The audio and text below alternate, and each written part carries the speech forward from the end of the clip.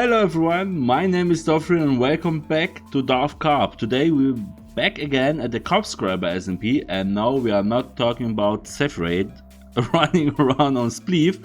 We'll be talking about our snow farm that is underneath us.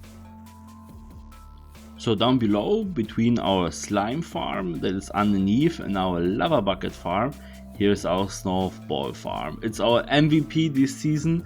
We have mined 840,000 snow so far, and we're way far from finished, and that equals to like 160,000 snow blocks crafted and placed.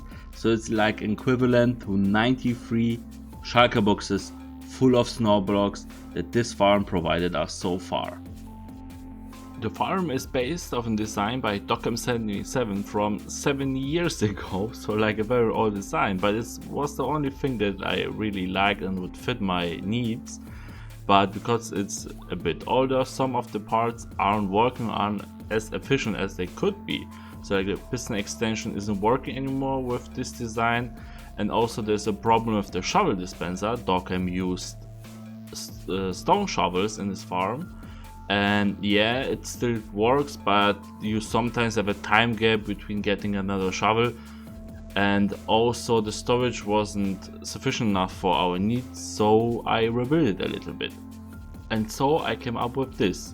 We have a different system for dispensing shovels. We are using iron shovels here because we have a giant iron farm on the server near our base, so we can like use iron shovel like there's no tomorrow.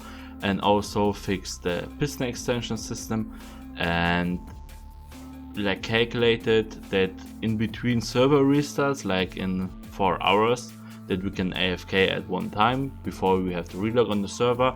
The farm uses up about 480 iron shovels, and the storage that is needed for this is down here.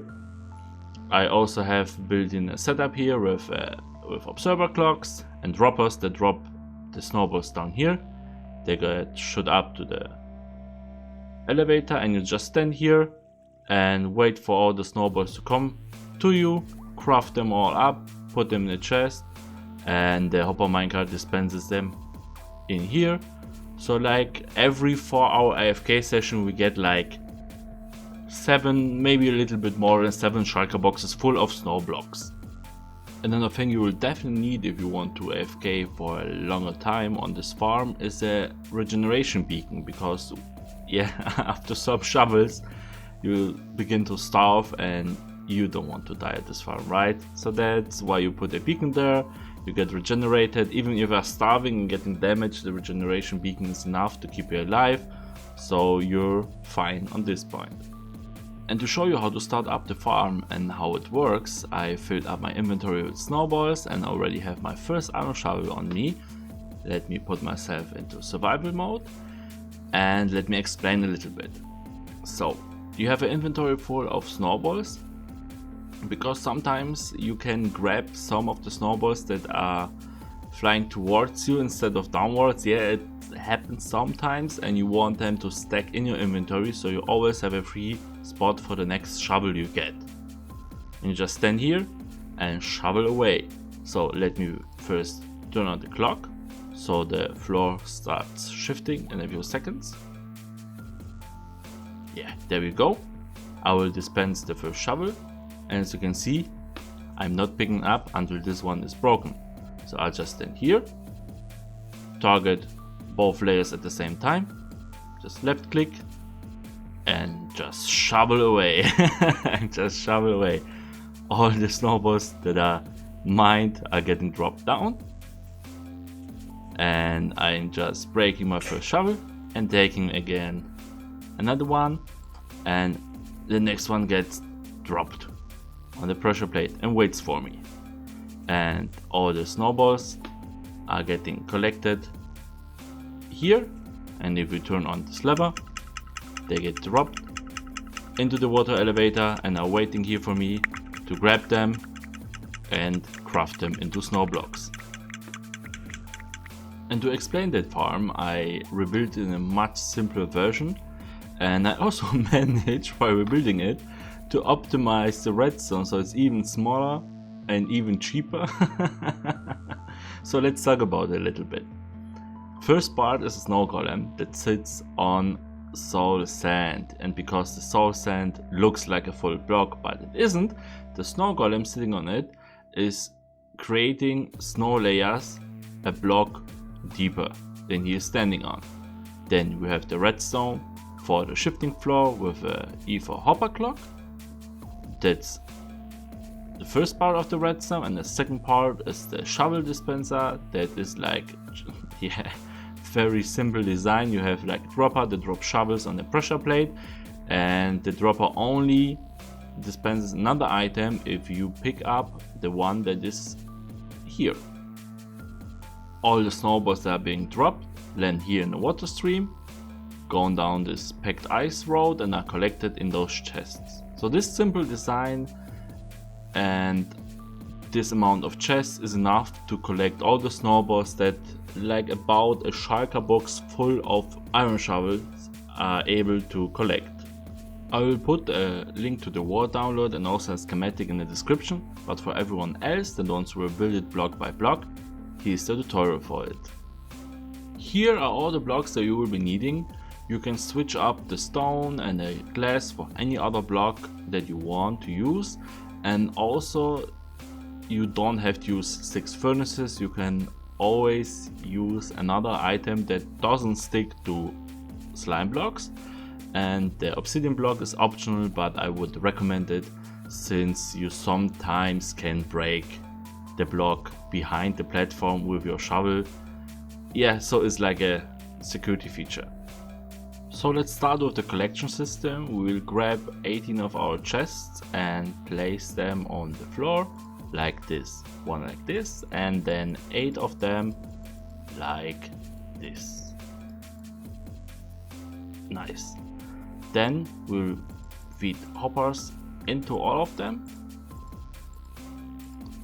and put our packed ice next to it.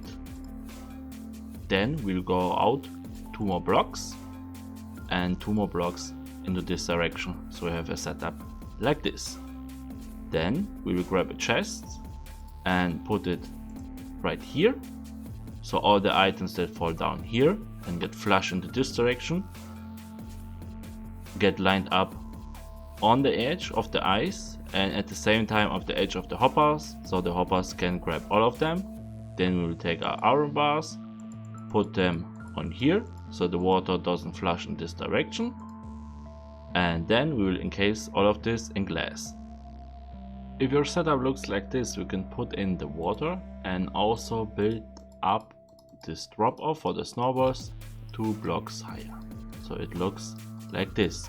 We can already build a part of the shifting floor, so here we will put our furnaces like, not like this, like this, exactly.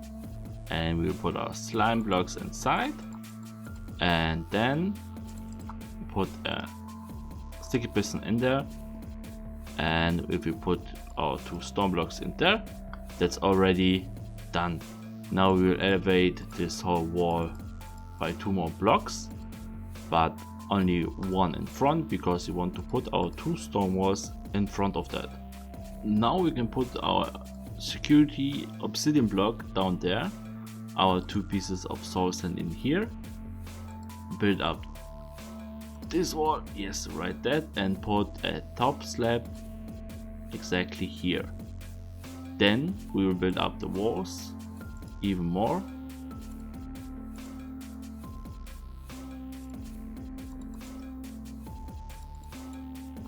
So the whole thing looks like this. We're ready to put in our snow golem. We'll place 3 iron bars just like this. You can also use fences, it doesn't really matter. We will put 2 snow blocks like this in here and a carved pumpkin on top to spawn the snow golem. Now we will push him immediately into the corner. Push, push, push, push. We will push him so far that you can place another iron bar here, and yeah, we're done. Then we'll just quickly build up those walls, 1 more block, and he is trapped in there forever if we put some slabs on top. Now he can jump out, and also he's protected from the rain in case you build this farm outside. And as you can see, he is standing on the soul sand, but he's generating snow layers on the stone. For the AFK spot, we'll come in here, build 2 more blocks to stand onto, 3 more blocks here, glass block, and now also a stone block right here. For the other redstone I will build last, and another glass block, and this is the place where we'll be standing and mining. Now let's put in our shovel dispenser system, so a stone block in here, build this up 1 more block so the snowballs don't jump left and right. Then we will need a dropper that is placed in here so he looks at us, a pressure plate on top, a redstone torch underneath, and also a stone button in here to start the whole system up. Then we will encase this whole thing so the iron shovels stay in there, and if they get dropped they land on the pressure plate and not somewhere else. A hopper and also 2 chests that you can fill up with iron shovels. And since the dropper is powered, don't worry if you put your shovels in there and they don't get sucked in. If you activate the dropper once, in the seconds that the torch is turned off, the items will be able to float down, so no worries there. And for the last part of the build, let's build a shifting floor timer. So we put a lever there and a block underneath it like this, and a dust on there, and if you switch it on, it will block the clock that's going underneath. So we will need 2 hoppers facing inside of each other, just like this, and then we will place 2 blocks just like this, comparators on each side that are pointing into another block. Next to it, more stone blocks with redstone dust onto it, and then each side will get a sticky piston, and we will also need a redstone block here. Now the hoppers are getting filled with 16 snowballs or any other item. You can figure the timing by your own, but 16 items was efficient for me. Now we want the clock to power our shifting floor, so we'll put an observer here so it detects every movement. This observer will power a block that goes into a repeater set on 4 ticks. Then that powers another block, and here's our torch, and that's done. So if you turn it off and the clock starts shifting items back and forth, you'll see, nice. Nice, it works, of course it works. Using a flying machine and TNT setup like Emmanuel's design would be more material efficient in the long run and would also yield more snowballs, but if you're against using TNT duping or you're playing on a server that doesn't allow TNT duping like the Cubscriber SMP, this is a great design. I'll put all the links to the relevant videos like Emmanuel's design and Dockham's original design in the description, as well as the schematic world download. I wish you fun calculating how many chests you will need for an AFK session, and we'll see you in the next video. Bye bye!